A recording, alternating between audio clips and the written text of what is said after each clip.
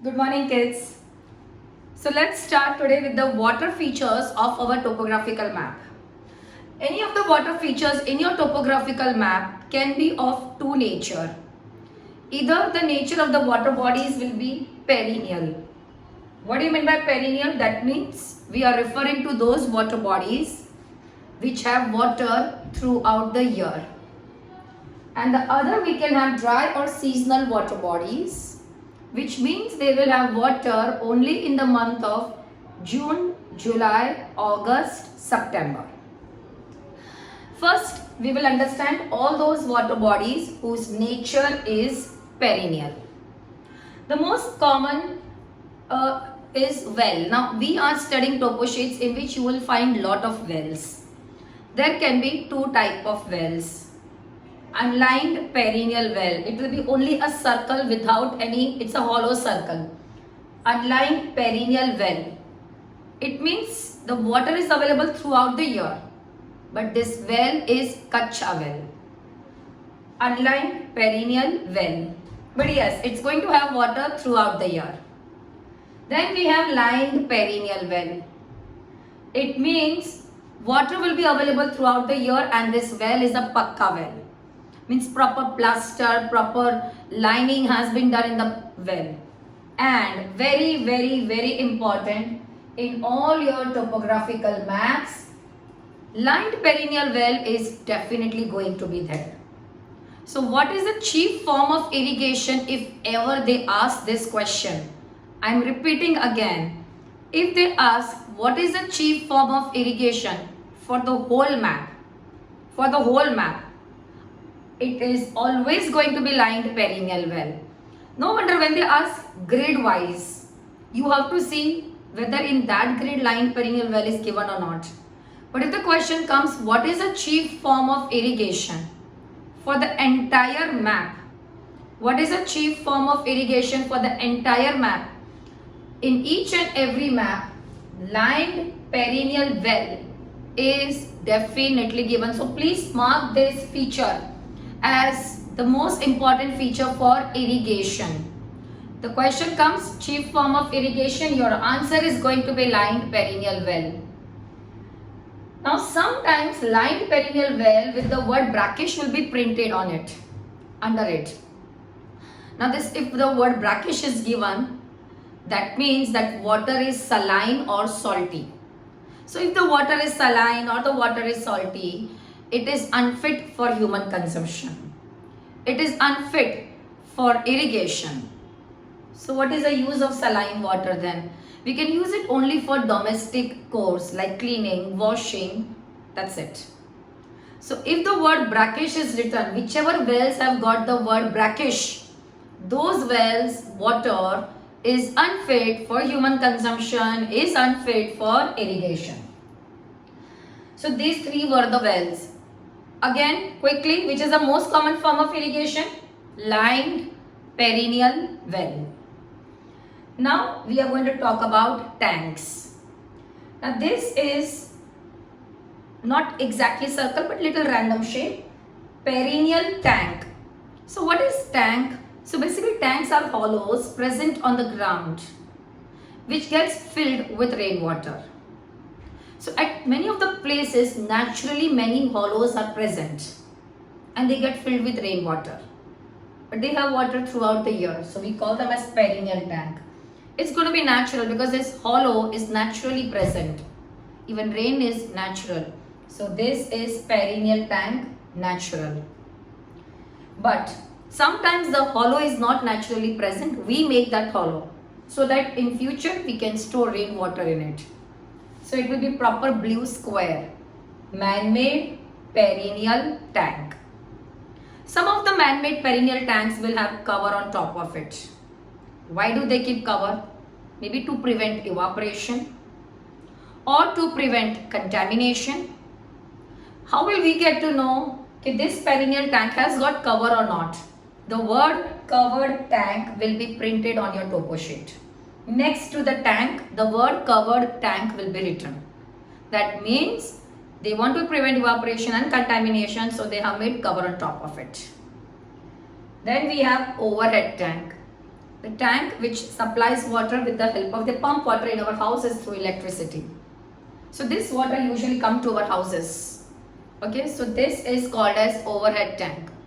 Also at many of the places, you will see the word D-I-G-G-I, Diggy. Diggy will be written at many of the topo sheets के settlement में. The word Diggy, D-I-G-G-I, Diggy will be printed. What is Diggy? Diggy is also a tank.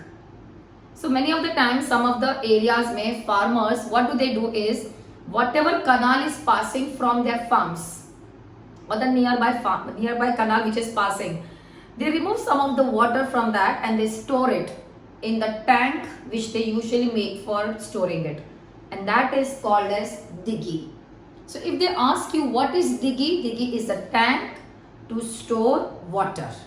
Diggy is a tank to store water.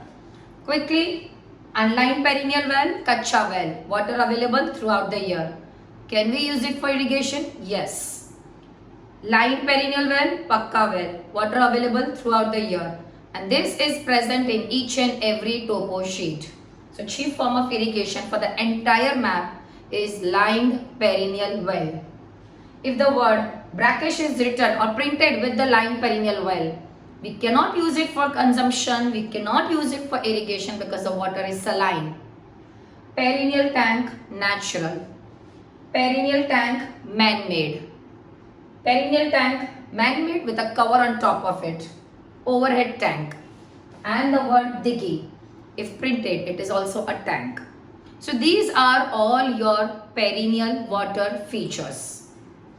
Now I'm going to talk about some of the dry water features.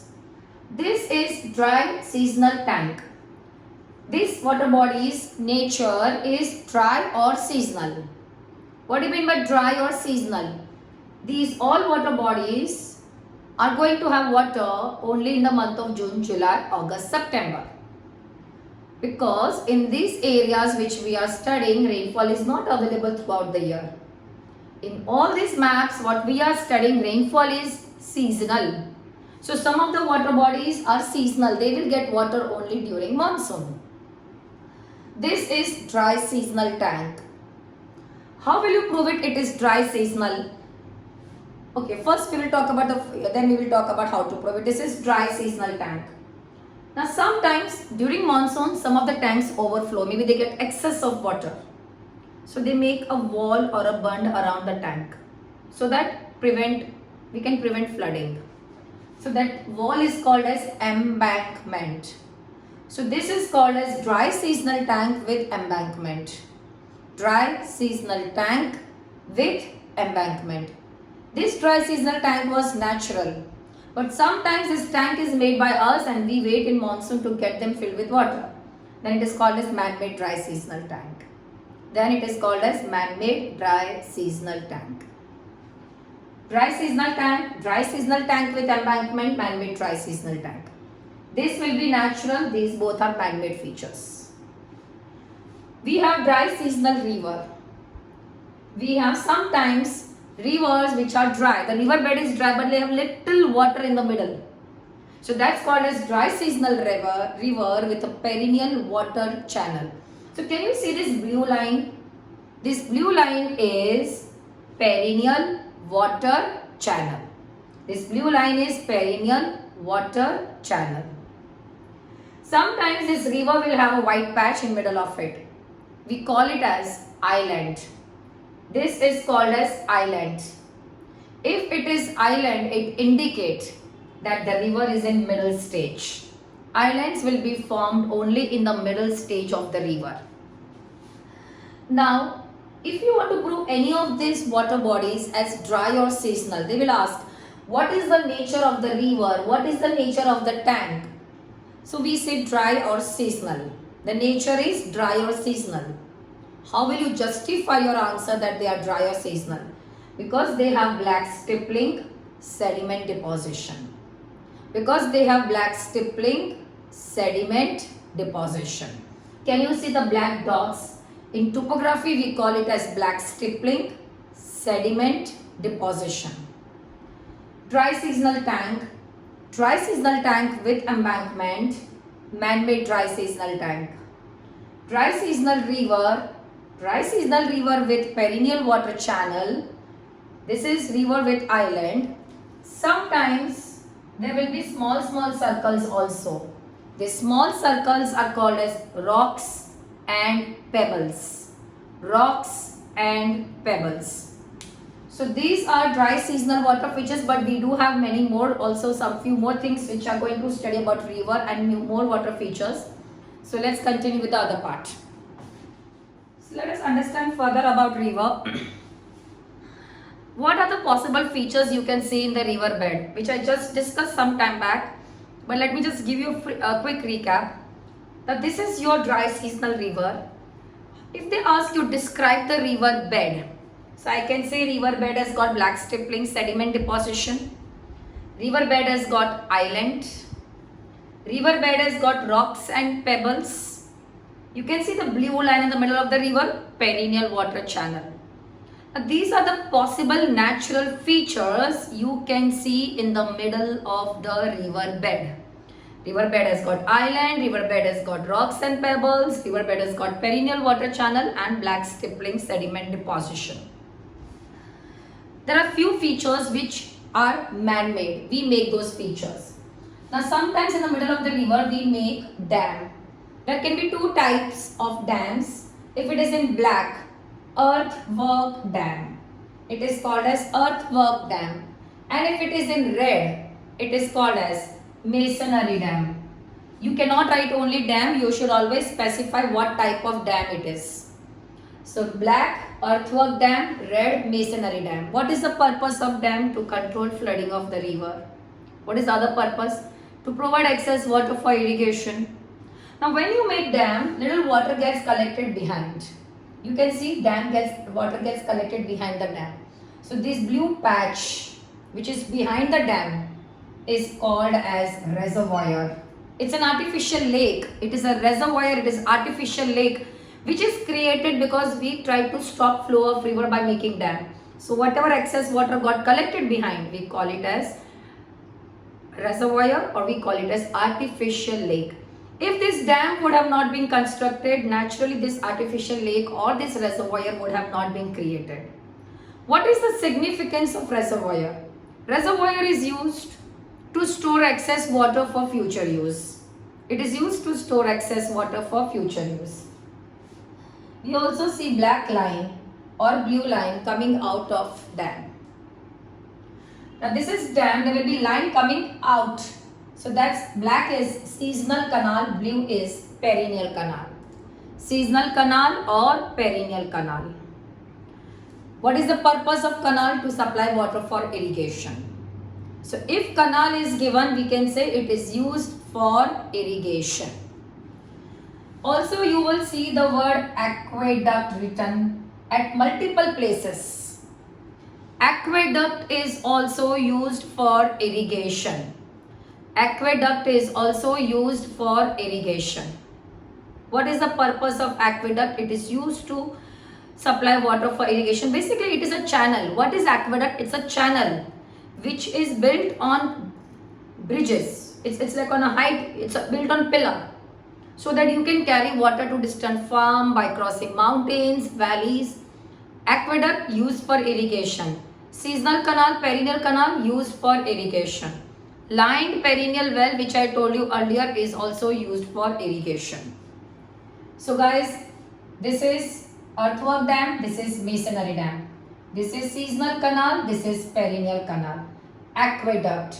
The blue patch behind is reservoir. The blue patch behind is reservoir. Now sometimes, जहाँ dam बनाते हैं, there is a channel outside the dam. Like how this is channel. So there is a channel and there is a gate. Now when they open the gate, the water will go into the channel, and when they close the gate, water will be stopped. So this channel which is regulated by gate, this entire thing is called as sluice. So what question they ask usually with respect to sluice? Definition. So the word sluice will be written. It's like a gate which is built, gate and a channel which usually regulate the flow of dam water. So that's called as sluice. Earthwork dam, masonry dam. The blue patch, reservoir. Black line outside, seasonal canal. Blue line outside, perennial canal. aqueduct word will be printed on your topo sheet. Purpose of aqueduct, used for irrigation. Used for irrigation. Now next question they can ask you with respect to river is, what is the stage or course of the river? Remember one thing, we have no river in lower stage at all. No rivers in lower stage at all. None of the time your river should be in the lower stage. So now when you want to write the stage of the river, 99.9% is going to be middle stage only. Till date they have asked only middle stage, so how do you understand middle stage? Whenever it is middle stage or middle course, you will say because the river is meandering and river has island. Because the river is meandering and river has island.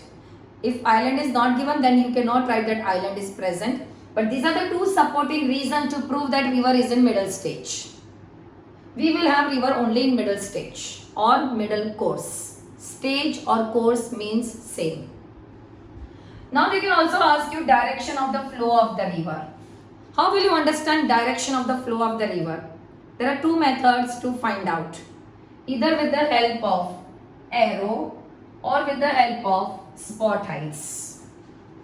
If arrow is given, you can see arrow head is pointing towards this side.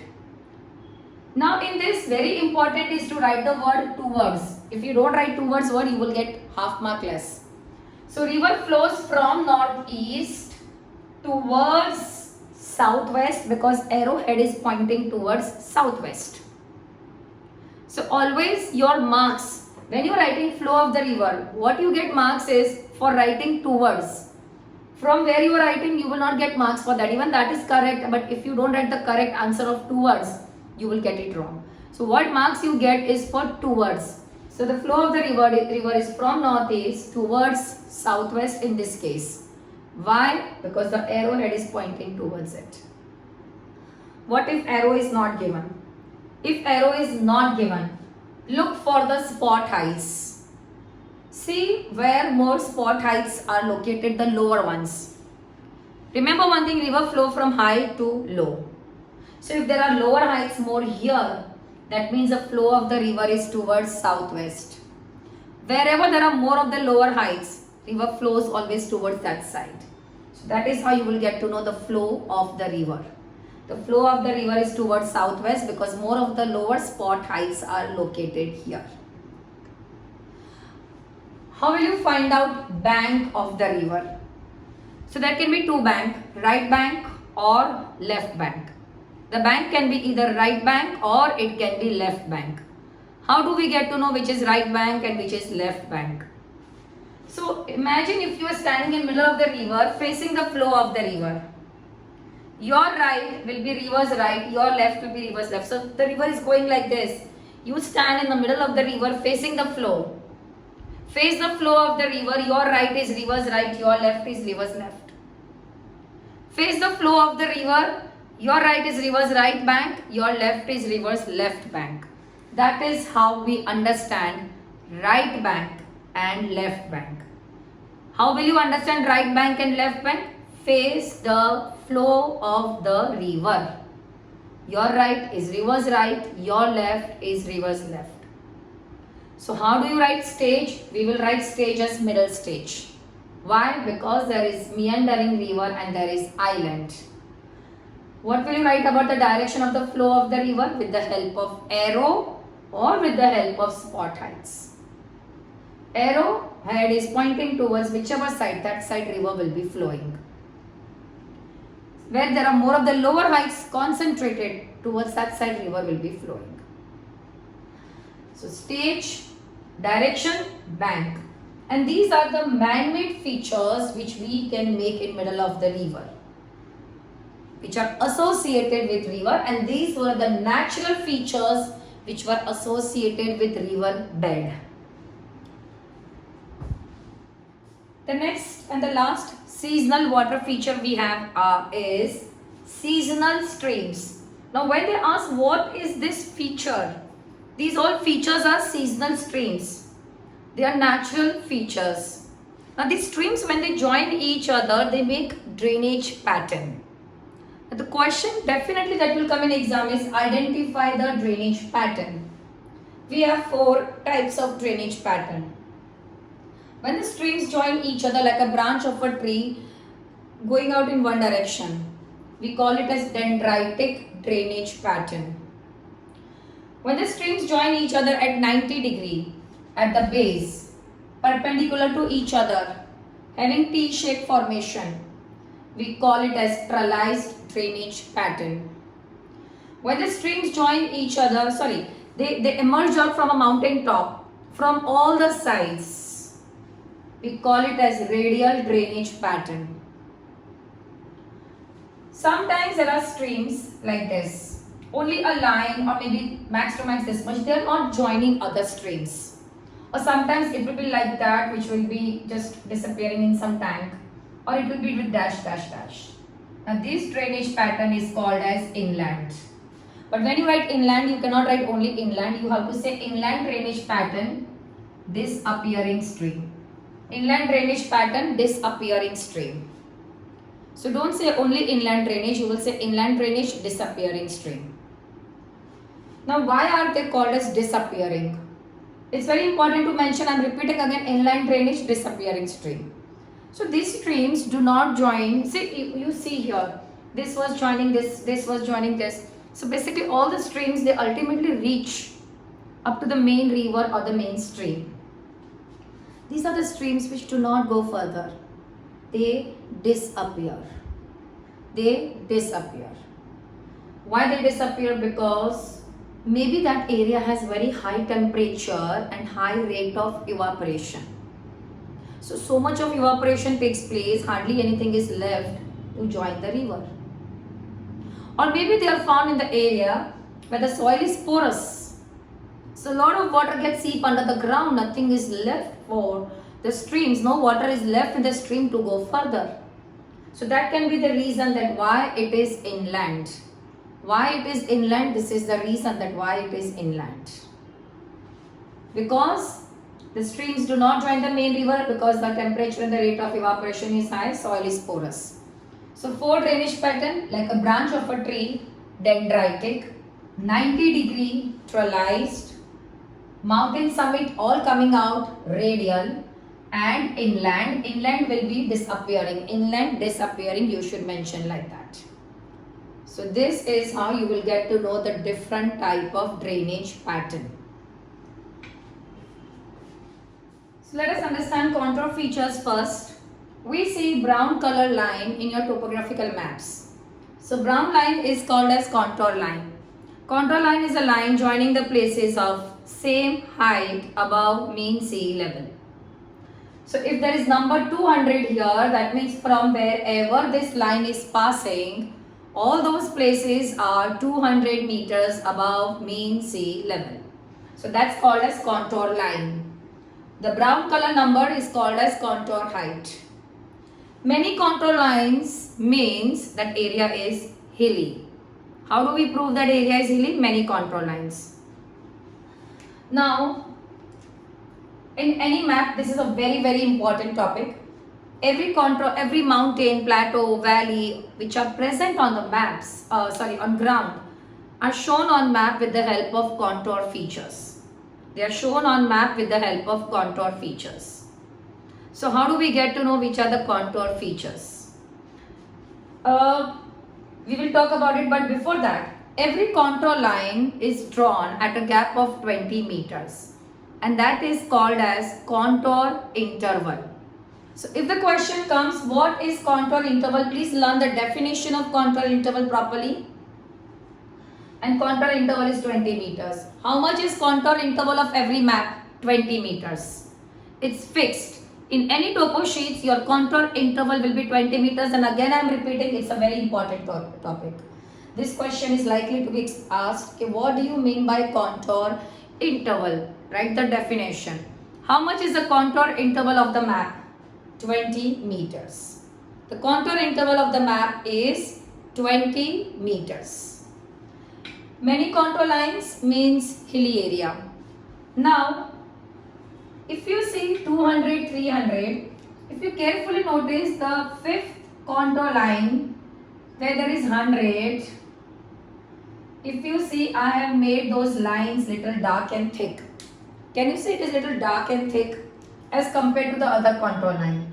This is called as contour index. What do you mean by contour index? Every fifth contour line, see contour interval is 20 meter. So 20, 40, 60, 80, 100. 120, 140, 160, 180, 200. Every fifth contour line will be little dark and thick on topo sheets because it marks the multiple of 100, and that is called as contour index. That is called as contour index. When contour lines are drawn very close to each other, it means it is steep slope. When contour lines are drawn far apart from each other, it means it is gentle slope. Close contour line, steep slope. Far contour line, gentle slope. Steep slope, gentle slope. Contour interval 20 meters. Brown line, contour line. Fifth contour line, which is little dark and thick, contour index. Contour index. Also, some of the times certain areas surveyor will not survey. Maybe that area was inaccessible, the terrain was rugged, he could not survey it. He just wrote approximation of that area. He just wrote down the approximation of that area. And that is called as form line. So form line will be shown as broken contour line. Broken contour line is form line. That area is not surveyed. Why he did not survey it? Because the area was inaccessible. Brown line, contour line. Brown number, contour height. Many contour lines, hilly area. Contour interval, 20 meters. Fifth contour line, contour index, dark and thick. When contour lines are drawn very close to each other, steep slope. When contour lines are drawn far apart from each other, gentle slope. Broken contour line, form line. And these contour lines also make contour features. How do we understand contour features? When there are brown lines circle like this, the pattern is, it is called as conical hill. Usually it will bear a number, any number will be also there. It's a conical hill.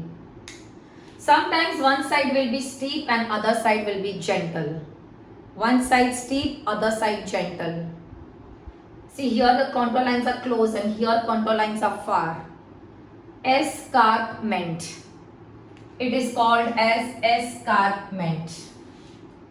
Many times when there are contour lines and a stream is cutting in between, we call it as valley. You can see here, if you see the U shape, okay, here the U-shaped valley is formed. So this is called as valley. When there are two contour lines with a space in between, there are two mountain tops. When there are two mountain tops with space in between, col or gap. And last, whenever there is any elongated feature, it is called as ridge. R-I-D-G-E. This is called as ridge. So these are your contour features. These are your contour features. Now the next question we can get is how to find the area. So when they say how to find area, they can frame your question in three format. How to find area of one grid. So remember one thing in your every topo sheet, one grid on map is 2 centimeter and on ground it is 1 kilometer. So ever the question comes find area of one grid, your answer will be standard. Always while solving any sum of area or any sum of distance, the first sentence should be scale. Don't forget to mention scale. Scale is 2 centimeter to 1 kilometer.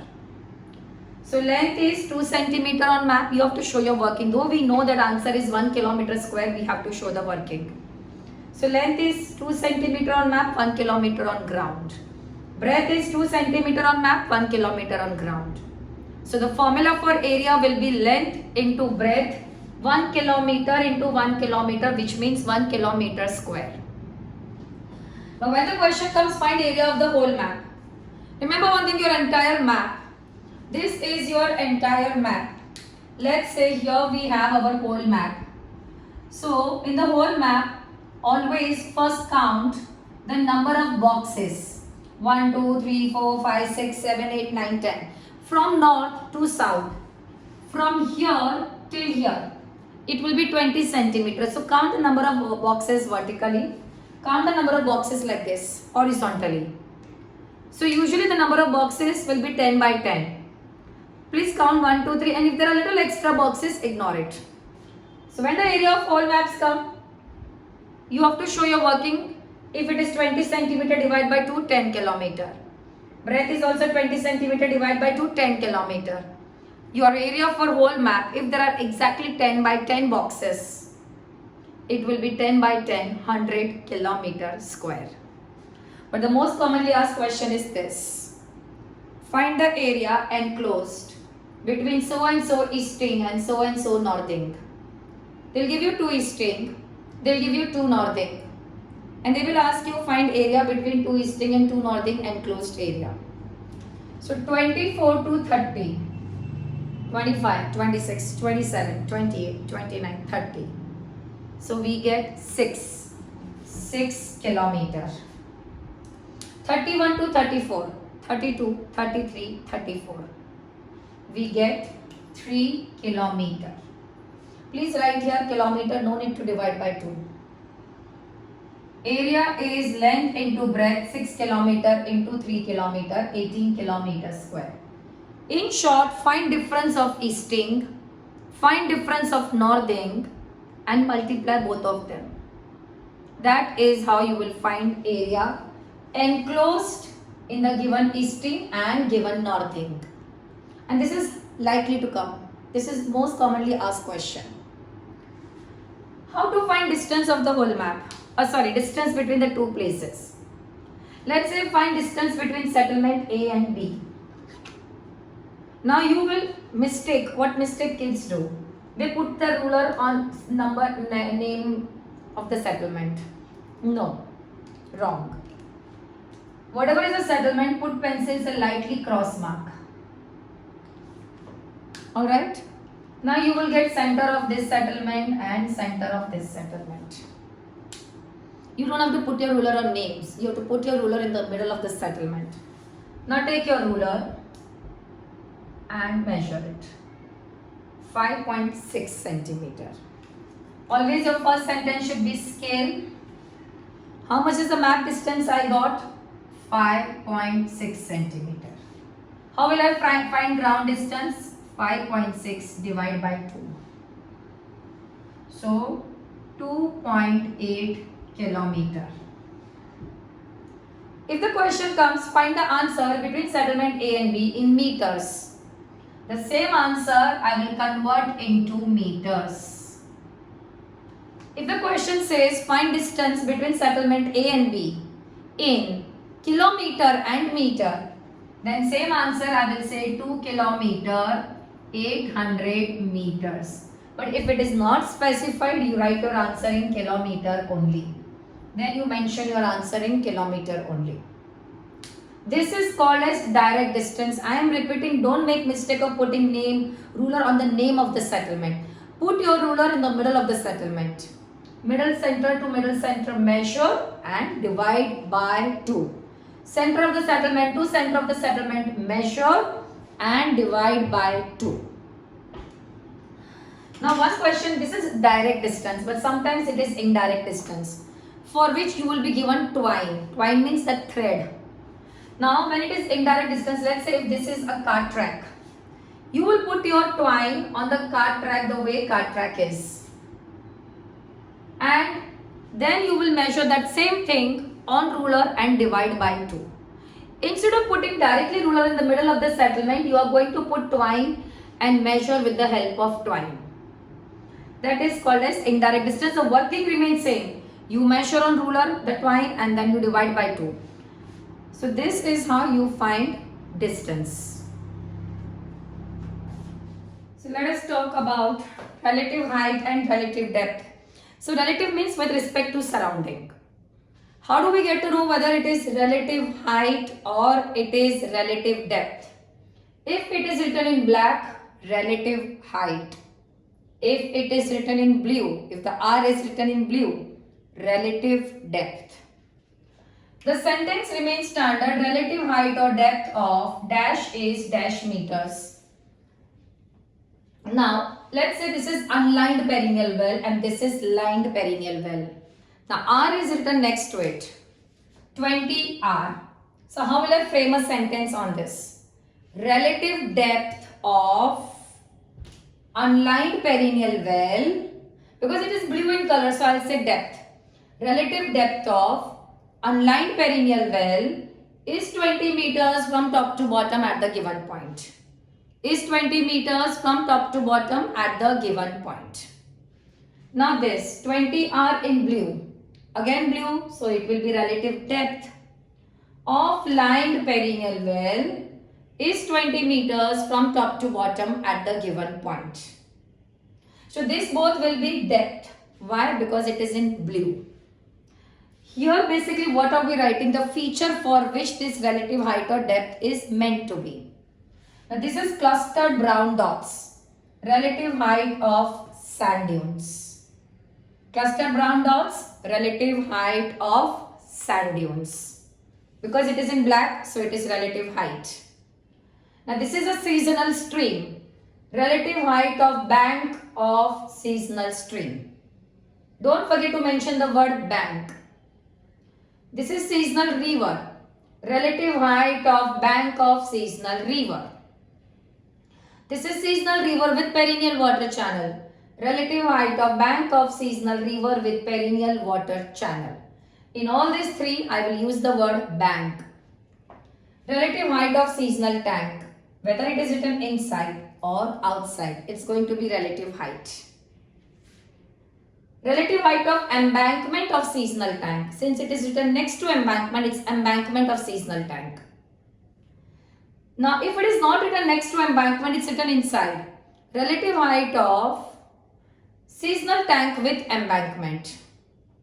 Relative height of seasonal tank with embankment. If it is written next to the earthwork dam or masonry dam, relative height of earthwork dam, and if it is red, we will write relative height of masonry dam. These are your relative heights or depth. Remember one thing, depth is going to be only for two things. Either it will be for lined perennial well or it will be for unlined perennial well. Rest all are heights, and these are the only features for which you will have relative height or depth. Also remember one thing kids, always whenever the question comes what is the type of rainfall, we write seasonal. Why? Because there are seasonal rivers, seasonal streams, seasonal stream, seasonal tank, broken ground. Seasonal river, seasonal stream, seasonal tank, broken ground. These are the reasons that prove that area gets seasonal rainfall.